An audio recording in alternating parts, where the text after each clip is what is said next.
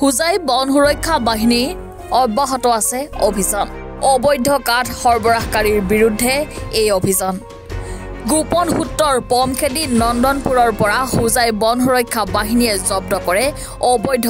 চেগুন কাঠ ভৰ্তি এখন বাহন বন বিষয়া উৎপল ডেকাৰ নেতৃত্বত চলিছিল এই অভিযান জব্দকৃত কাঠখিনিৰ আনুমানিক বজাৰ মূল্য হ'ব প্ৰায় 25,000 টকা কাঠ সৰবৰাহ কৰা জব্দকৃত বাহনখনৰ নম্বৰ AS02BC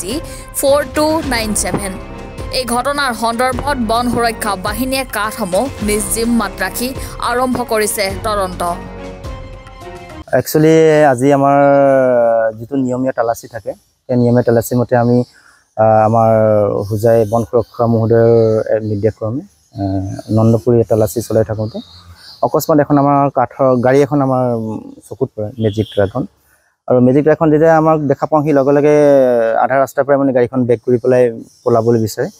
কিন্তু আমি গাড়ীখনৰ পিছত খেদি গৈ পেলাই আমি গাড়ীখন কৰায়ত্ব কৰোঁ কৰায়ত্ব কৰি আমি গাড়ীখন দেখা পাওঁ গাড়ীখনৰ ভিতৰত কিছুমান চেগুনৰ বাটাম আৰু টকটা আছে তো আমি সেইখিনি ফুটপুছ কৰিলোঁ কিন্তু তেওঁলোকে একো ক'ব নোৱাৰিলে এইখন নিৰ্দিষ্ট কোনো কাগজ পাতি একো দেখুৱাব নোৱাৰিলে তো আমি গাড়ীখন তাতে বন সুৰক্ষা আইনৰ যিটো ছেকশ্যন ধাৰা আছে সেই ধাৰা মতে চিজ কৰি পেলাই আমাৰ বন সুৰক্ষা বাহিনী কেম্পাছলৈ লৈ আহিছোঁ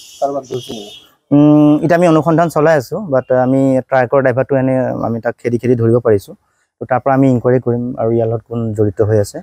আৰু ইয়াৰ পিছৰখিনি এজ পাৰ ৰুল যিখিনি কৰিব লাগে আমি কৰি দিম কাঠখিনি বজাৰ মূল্য মোটামুটি এইটো বেছি নহয় 20-25,000 টকাৰ ভিতৰত এটা হ'ব মূল্যৱান কাঠ হয় চেগুন কাঠ হয় নন্দপুৰ এলেকাৰ পৰা আমি বস্তুটো উদ্ধাৰ কৰিছোঁ এইটো আমাৰ ইনকুৱাৰী চলি আছে মেবি এইটো লস্কৰ পথাৰ ছাইডৰ ভিতৰত কোনোবা এৰিয়াৰ পৰা হ'ব তো সবিশেষ সম্পূৰ্ণ অনুসন্ধান হোৱাৰ পিছতহে মই এইটো জনাব পাৰিম